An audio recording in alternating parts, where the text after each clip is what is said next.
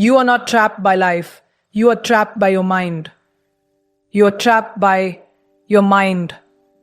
Your overthinking is not a problem to solve. It's the cage you've mistaken for home. You decorate it with plans, memories, and what ifs and call it safety. But peace cannot live where thought never ends. The mind is loud because you have forgotten silence. And so in this talk, I will show you how to stop overthinking, not by fighting your thoughts, but by understanding them. You will see that peace is not something to achieve. It's what remains when the noise fades. Together we'll explore why your mind cannot stop thinking, how to see thought without becoming it, and how awareness transforms anxiety into stillness. I will teach you how to step out of the endless loop of what-ifs and return to the simplicity of being. Once you understand the nature of your mind, you realize there's nothing to fix, only something to see. You've lived most of your life in your head, always planning, comparing, remembering, worrying.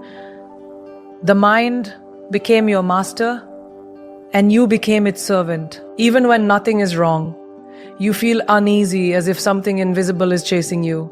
You wake up thinking, you fall asleep thinking, and even your prayers become thoughts. You think this is normal, but it's not.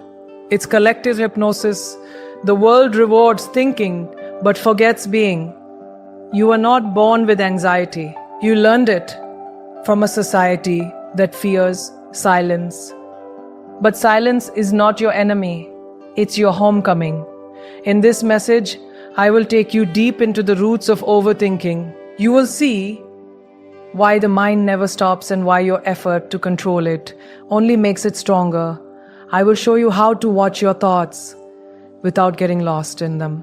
How to let the storm pass without becoming the star. We'll explore the subtle difference between using the mind and being used by it. And by the end, you'll experience a shift from thought to awareness, from restlessness to stillness. Stay with me because what you're about to learn is not a technique, but a transformation. It's not about mastering the mind. It's about remembering that you are not the mind at all. Here's something most people completely miss. Your mind was never meant to be still. It's a machine. It was designed to think, to process, to interpret. The problem is not that your mind keeps spinning. The problem is that you think you are the mind. You've forgotten that the storm is not you. You are the sky watching it. The moment you try to stop the mind, you've already been caught inside it. The harder you struggle, the faster it spins. You can't silence the storm by shouting at the wind.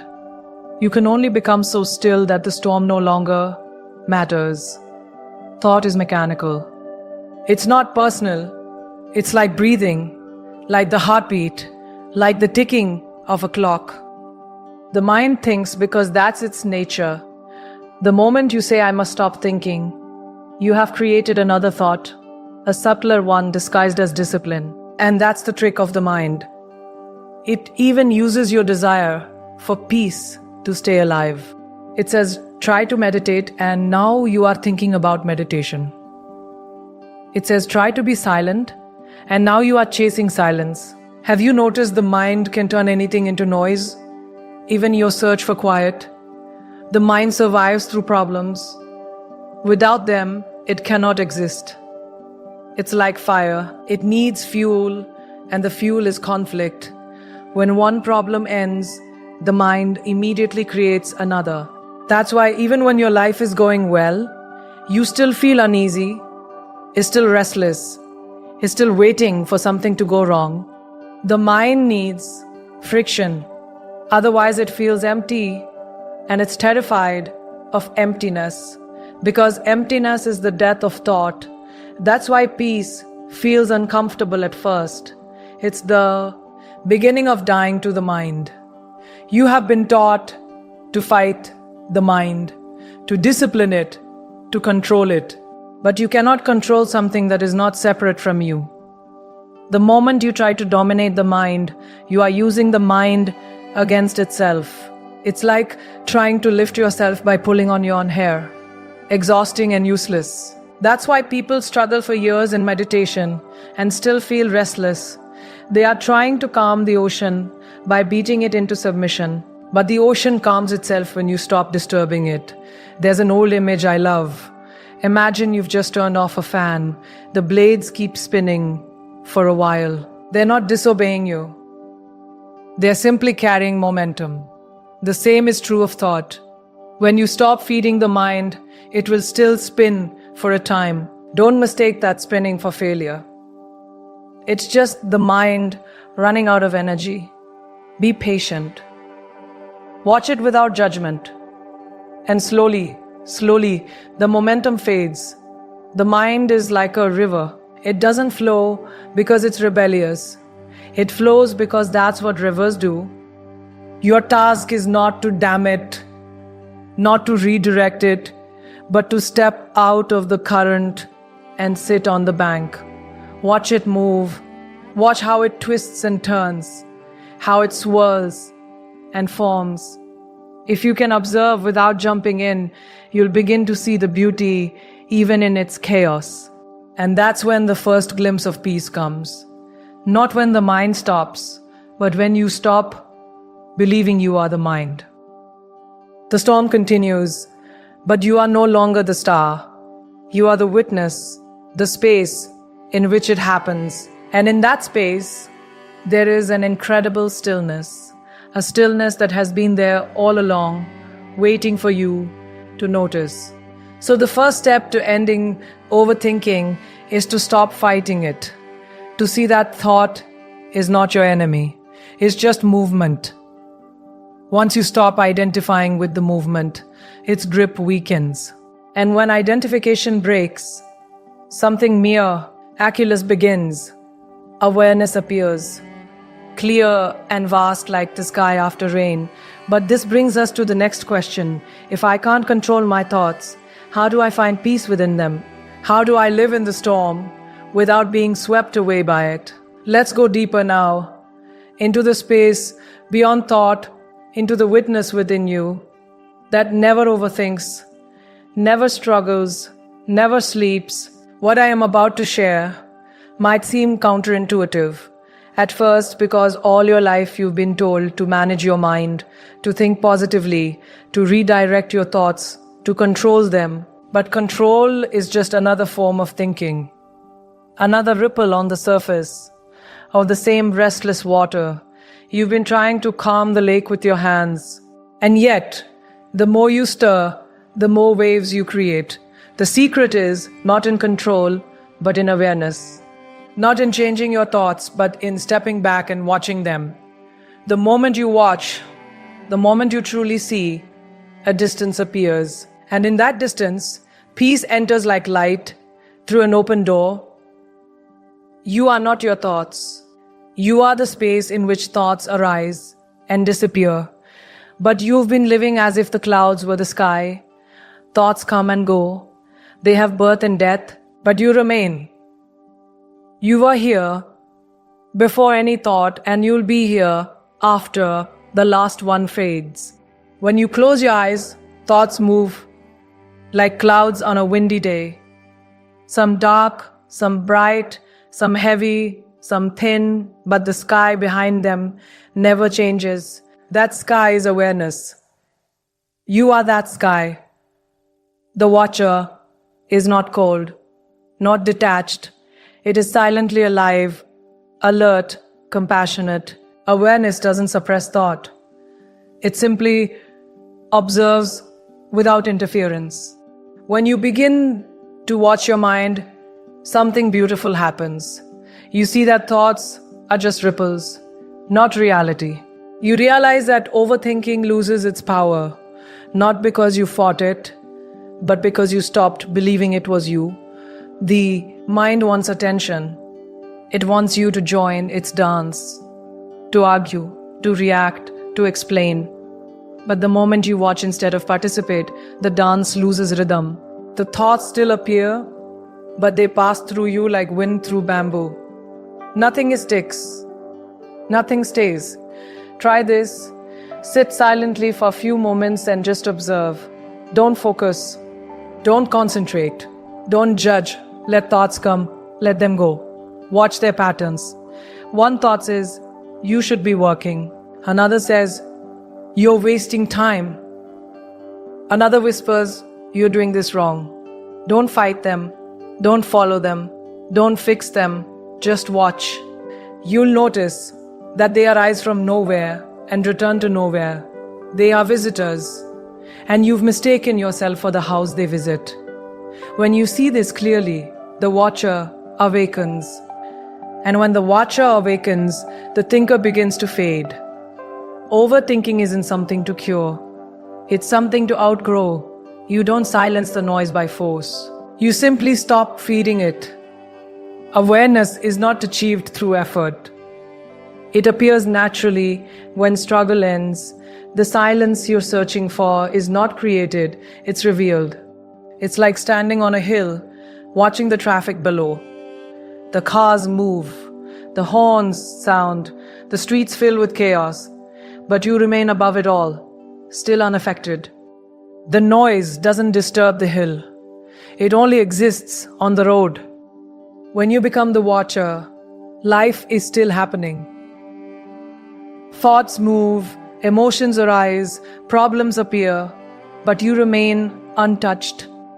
You can see everything without becoming anything, or imagine a mirror. It reflects everything that stands before it, the mountain, the flower, the face, the storm. But it never clings to any reflection. Awareness is the mirror of consciousness. It reflects all love, anger, joy, anxiety, but nothing leaves a trace. And in that non-stick quality lies freedom.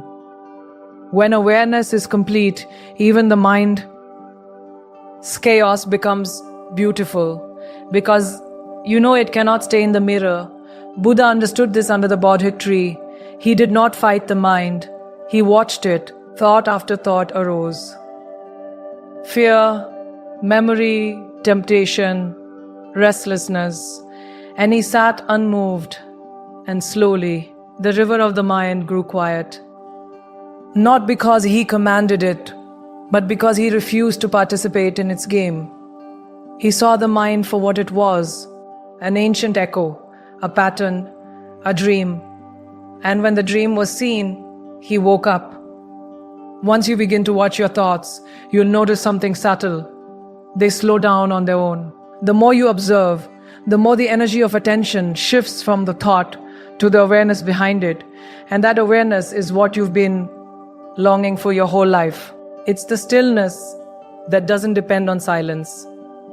The peace that doesn't need absence of noise. But this witnessing is only the beginning. Awareness doesn't just calm the storm, it transforms it. Thought when seen in awareness turns into understanding. Confusion becomes clarity. Anxiety becomes insight. It's like turning darkness into light. The substance remains the same. Only the direction changes. So now that you've seen that awareness creates space, let's go deeper into that space, into the mystery of how awareness doesn't just watch the mind, but transforms it completely.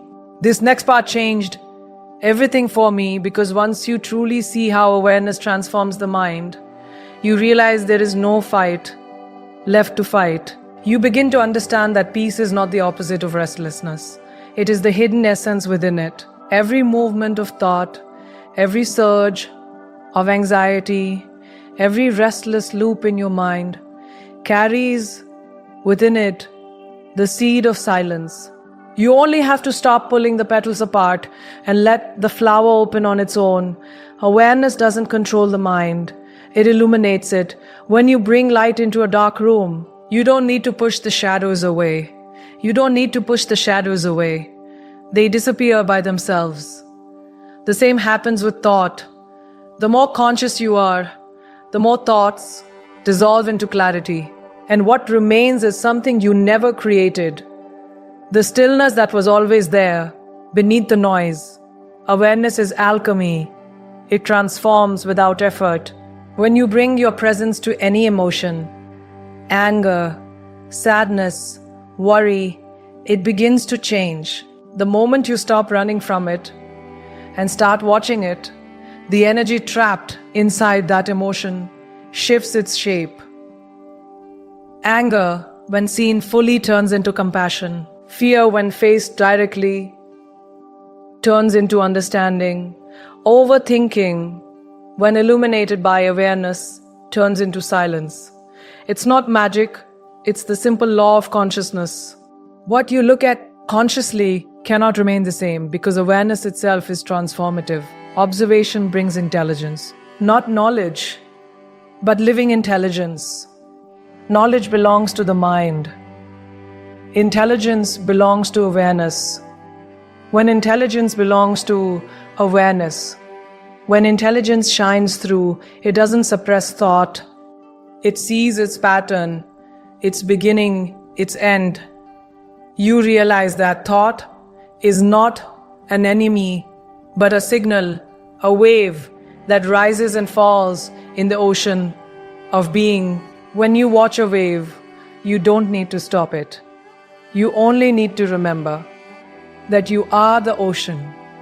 The energy that was once trapped in endless thinking begins to move differently. It's as if the river that once rushed chaotically through the rocks now finds its flow toward the sea. The turbulence disappears, not because the water stopped moving, but because it remembered where it was going. When you stop naming your thoughts, they begin to lose their grip.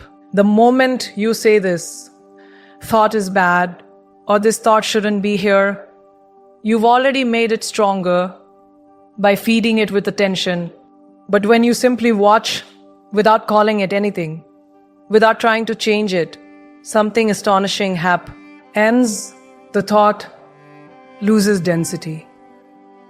It passes through you like a breeze, through an open window, leaving no mark, no trace. Try it sometime. When the mind becomes noisy, don't say I'm anxious or I need peace. Instead, just say there is movement. That simple seeing there is movement ends the illusion of I am the movement. The goal is not to silence the mind, but to awaken consciousness. Silence is not the absence of thought. It is the presence of awareness. When awareness is total, even if thoughts appear, they are like echoes in a vast canyon. They come, they go, and the space remains untouched. And this space, this inner vastness, is what you've been searching for under many names: peace, freedom, enlightenment. You've chased it through meditation, religion, philosophy, but it has always been hidden in the simplest thing: watching without judgment. Think of muddy water. If you keep stirring it, it stays cloudy. But if you leave it alone, it clears by itself. The mud settles, the water becomes transparent, and the reflection of the sky appears. That's what happens when you stop interfering with your thoughts. The more you try to fix them, the muddier the water gets. But when you let it be, when you stop steering the mind, clarity arises naturally. That clarity is your natural state. You don't have to create it, you only have to stop disturbing it. Awareness is like a candle's flame. The candle doesn't fight darkness, it simply shines. In its light, everything becomes visible. And in that visibility, confusion ends. The darkness was never a real thing, it was only the absence of light. The same is true with overthinking.